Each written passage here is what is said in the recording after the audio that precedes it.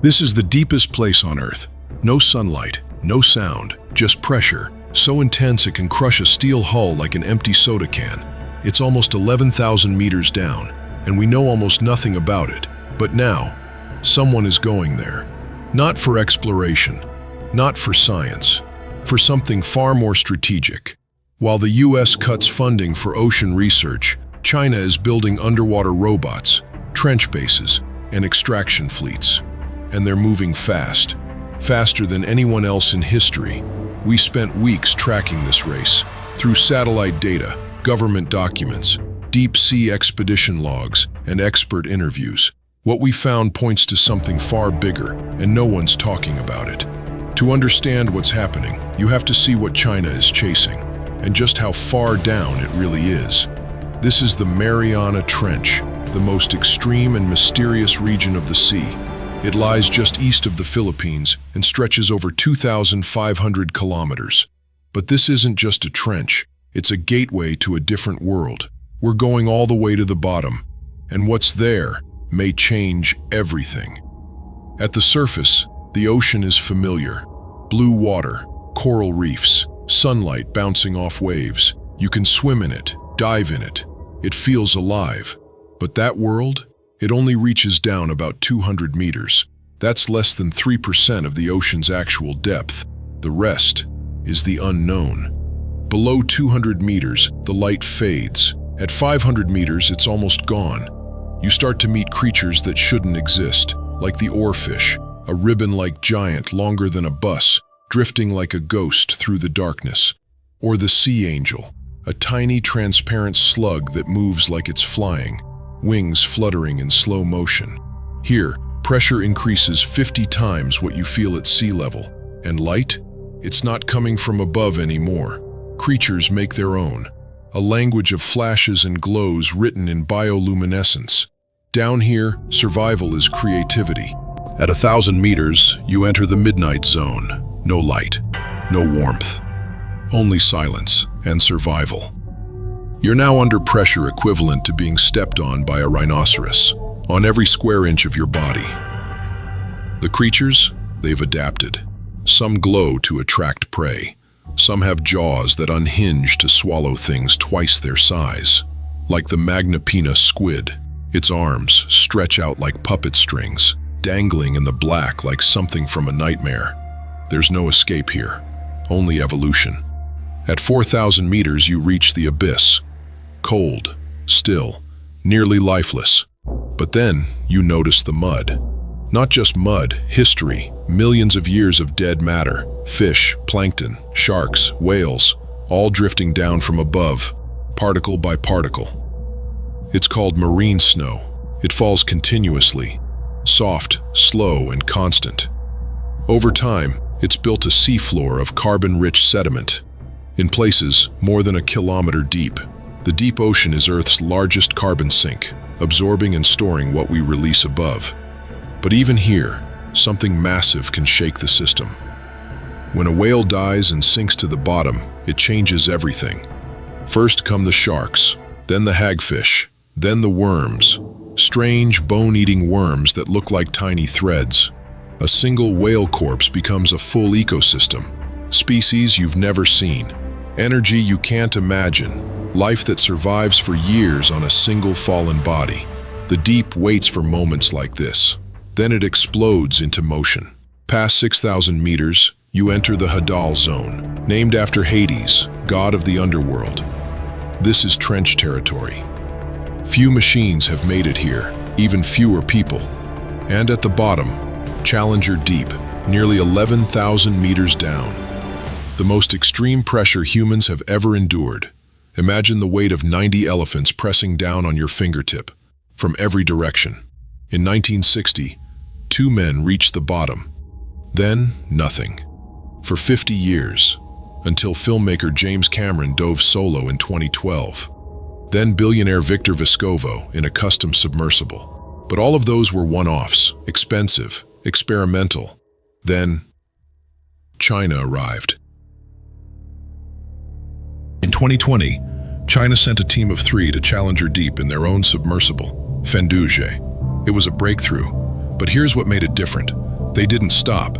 Instead, they built smaller, smarter robots, shoebox-sized vehicles that could withstand the pressure, move on their own, and come back intact. No cables, no pilots, just autonomy. By 2024, they had deployed fleets, not just missions.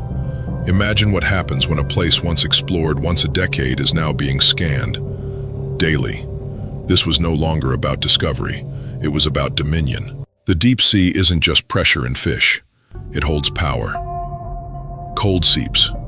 These are natural vents where gases like methane leak from below the seafloor.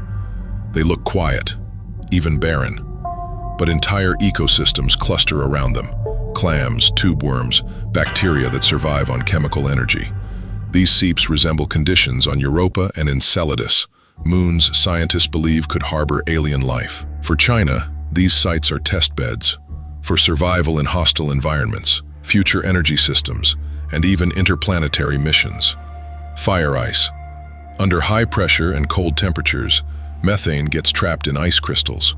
It looks like snow, but light it, and it burns. This is methane hydrate, or fire ice. Some believe it could power the future. Others warn that disturbing it could release massive amounts of methane, accelerating climate change. Either way, China is already experimenting with it.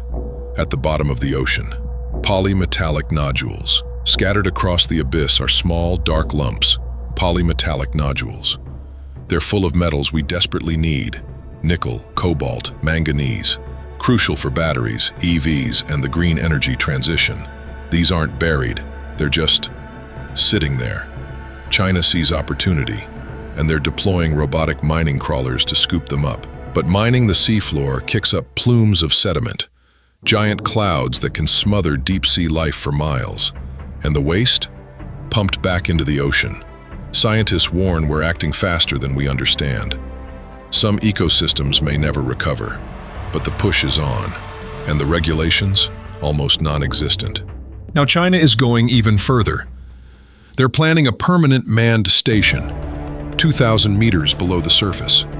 A deep-sea base for scientists to live and work for up to 30 days. Think space station, but underwater. Why? Because down here, it's not enough to visit. You have to stay to own it. Long-term presence means long-term control of data, of resources, of influence. Exploration becomes repetition. Repetition becomes dominance, and there's something else down here. Cables. Not small ones. The internet itself. Thousands of miles of undersea fiber optic cables stretch across the ocean floor, carrying 95% of global internet traffic. They're vulnerable. A ship's anchor can cut one. A small submarine can sabotage another without a trace. In 2025, China unveiled a deep-sea robot equipped with cable-cutting arms. Officially, for repairs. Unofficially, a reminder that control of the ocean means control of the modern world, and no one's watching. Here's what's fueling all of this. Human capital. China is pouring billions into ocean science. New universities, labs, scholarships. They're training ocean engineers, marine biologists, deep-sea roboticists. They're not just building machines, they're building momentum. Meanwhile, in the US, the opposite is happening. The primary ocean agency, NOAA, has seen funding slashed. Top scientists are leaving, not because they've lost passion, because they've lost support. When that happens, innovation stalls. And in a race like this, whoever stops, loses. So what has China really found? Not just strange fish or methane ice. They've discovered how to control the deep. They're building a presence no one else is matching. Robots that map and mine, bases that monitor, submarines that move in silence. They're not waiting. They're building the future while others debate it. The question now isn't what's down there.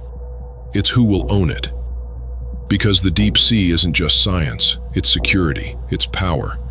And if only one nation controls it, the consequences won't stay underwater. We've been here before. The race to the moon gave us competition, but also collaboration. The International Space Station proved nations could come together to protect the unknown. We need that again, not just to explore the deep, to protect it. Because once we disturb this world, we can't put it back. And China? They're not stopping with Earth. They're already looking up.